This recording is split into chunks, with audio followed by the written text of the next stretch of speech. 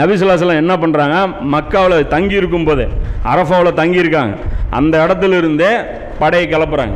அங்கேருந்து வெறும் 17 கிலோமீட்டர் இருக்கிற பகுதி தான் எது, ஹுனைனுங்கிற ஒரு பகுதி வந்து அரஃபாவிலிருந்து 17 கிலோமீட்டர் இருக்கிற பகுதி. இந்த இடத்துல நபி ஸல்லல்லாஹு அலைஹி வஸல்லம் அதான் அந்த மக்கா வெற்றிக்கு வந்தாங்களே அந்த போர் வீரர்கள், அவங்கள அப்படியே கூட்டிகிட்டு போகிறாங்க. 10,000 பேர் வந்தது, அந்த 10,000 பேரை அப்படியே கூட்டிகிட்டு போகிறாங்க. சொல்கிறாங்க அந்த ஹதீஸில் வருது, 10,000 வீரர்கள் ப்ளஸ்ஸு பொது மன்னிப்பு வழங்கப்பட்ட இந்த 2,000 பேர் இவர்களையும் கூட்டிகிட்டு போகிறாங்க. இப்போ இந்த இடத்துல பாருங்கள், ஹதீஸ்களில் புகாரில் எங்கேயுமே சஹாபாக்கள்னு இவங்களை ஜாயின் பண்ண மாட்டேங்கிறாங்க, துலக்கா அப்படிங்கிறாங்க. இவங்களை வந்து தனியாக பிரிக்கிறாங்க. யாரை?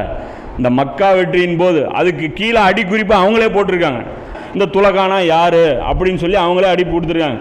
அபு சுஃபியான், அவருடைய மகன் முஆவியா ரலியல்லாஹு அன்ஹு, அப்போ இன்னும் 2-3 பேரை குறிப்பிட்டு இந்த மாதிரியான ஆட்கள் எக்ஸாம்பிள் காமிக்கிறாங்க. பொது மன்னிப்பில் வந்தவங்க யார் அப்படின்னு சொல்லி அந்த ஹதீஸ்கள் நம்பர் நிறைய இருக்குது, அது இன்ஷால்லா சொல்கிறான்.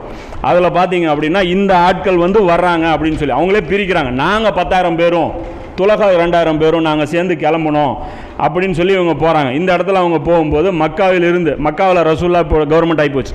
எப்படி மஸ்ஜித் நபி ரசூல்லோடைய கண்ட்ரோல் வந்துச்சு, இப்போ என்ன பண்ணணும், காபத்துல்லாவுக்கு ஒரு ஆள் போடணும் இமாமத் செய்கிறதுக்கு. இந்த இடத்துல அத்தாப் இப்னு உசைத் ரலியல்லாஹு அன்ஹு அவங்கள வந்து பிரதிநிதியாக நியமிக்கிறாங்க. காபத்துல்லாவில் வந்து பிரதிநிதியாக நியமித்து நபி ஸல்லல்லாஹு அலைஹி வஸல்லம் படையை வந்து தயார் பண்ணுறாங்க. அப்போ ஒரு குதிரை வீரரை அனுப்பி ஃபஸ்ட்டு சிச்சுவேஷன் என்னன்னு பார்த்துட்டு வாங்க அப்படிங்கிறாங்க.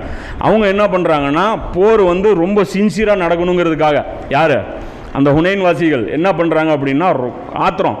பாருங்கள், காபத்துல்லா கைக்கு வந்தால் இஸ்லாத்தை ஏற்றுக்கணும்ல, ஏற்றுக்கல, ரசூலா முடிச்சுக்கிட்டது தான் இடம். காபத்துல்லாவும் போயிடுச்சு, இவன் வந்து விட்டா வளர்ந்துட்டே போகிறாரு, இவரை வந்து விடக்கூடாது அப்படின்னு சொல்லி இவங்க என்ன பண்ணுறாங்க, எல்லாத்தையுமே அதாவது தங்களுடைய வீட்டில் இருக்கிற எல்லா செல்வங்களையும் கொண்டாந்து களத்தில் வைக்கிறாங்க.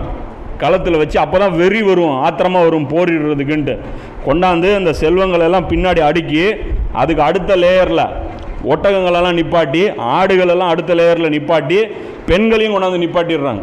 அதாவது அப்போ தான் உசுரை கொடுத்து இதெல்லாம் காப்பாற்றணுங்கிற அந்த உணர்வு வருங்கிறதுக்காக நிப்பாட்டி கொண்டாந்து படையை நிப்பாட்டி வச்சுருக்காங்க. இதை வந்து பார்த்துட்டு வந்து சொல்கிறாங்க, இது மாதிரி அல்லாஹ்வுடைய தூதரை இந்த மாதிரி வந்து அவங்க ஃபுல் ஏர் வெறியில் இருக்கிறாங்க அப்படின்னு ரசூல்லா வந்து புண்ணை சிரிச்சுக்கிட்டே சொல்கிறாங்க, நாளைக்கு இது எல்லாம் நம்மளுடைய கனிமத்தாக மாறும், நீங்கள் வந்து ஒன்றும் இது பண்ணாதீங்க அப்படின்னு சொல்லி ரசூல்லா சொல்கிறாங்க. இது அபூதாவில் வரக்கூடிய இந்த ஹதீஸு.